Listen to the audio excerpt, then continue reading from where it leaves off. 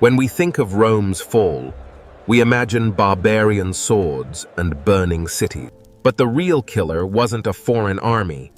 It was a single silver coin. At its height, Rome was the greatest superpower the world had ever seen. The backbone of this empire was the denarius, a coin trusted across the known world. Initially, the denarius was 95% pure silver. It was honest, reliable, hard money. This stability allowed the Roman economy to flourish and its citizens to grow wealthy. But maintaining an empire of 60 million people came with a staggering price tag. The state needed endless funds for its massive military and grand infrastructure projects. And eventually, the empire's expenses began to grow much faster than its tax revenue. In 64 AD, Emperor Nero faced a massive budget crisis and made a fateful choice. He decided to reduce the silver content in the coins, the world's first major debasement. The coin looked the same, but its silver purity dropped from 95% to 80%. By using less silver, the government could create more money out of thin air to pay debts.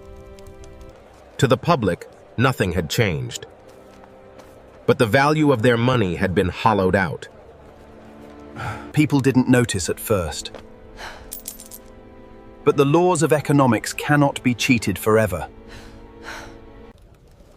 As more coins entered the system, prices began to rise. This was the birth of inflation. Future emperors saw Nero's trick as the easiest way to fund their endless civil wars. Purity plummeted. The denarius was becoming a lie made of base metal. With every new crisis, they added more cheap copper and less silver.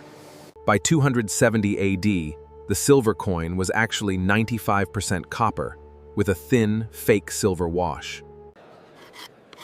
People began scratching their money, realizing it was essentially worthless junk.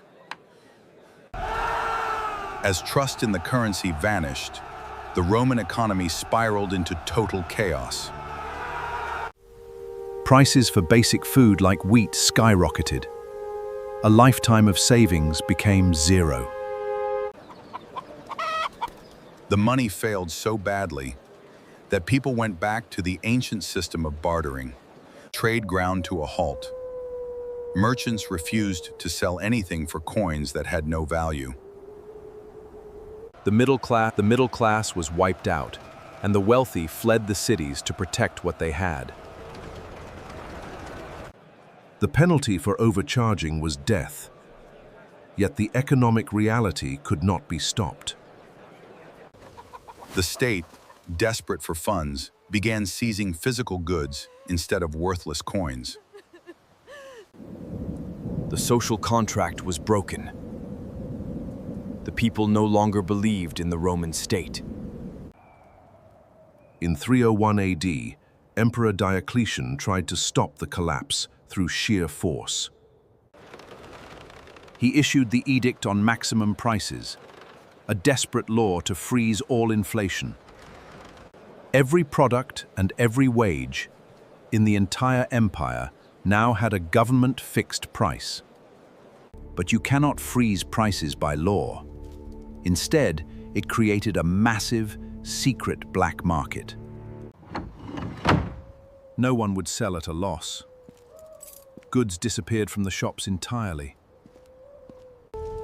Diocletian eventually quit, leaving behind an empire that was economically paralyzed. This saved the elite, but the common people were left with worthless copper pennies. The gap between the rich and the poor became an unbridgeable canyon. Constantine later introduced the gold solidus, to bring back a sense of stability. With its economy broken, Rome could no longer afford to pay its professional soldiers. They turned to hiring foreign mercenaries to guard the borders of the empire. But when the coins stopped having value, the mercenaries turned into invaders. In 410 AD, Rome finally fell. But it was bankrupt long before the first gate was broken. The empire didn't just fall, it rotted from the inside through its corrupted money. History shows that when a government destroys its money, it eventually destroys itself. Rome's greatest enemy wasn't at the gates. It was inside the mint.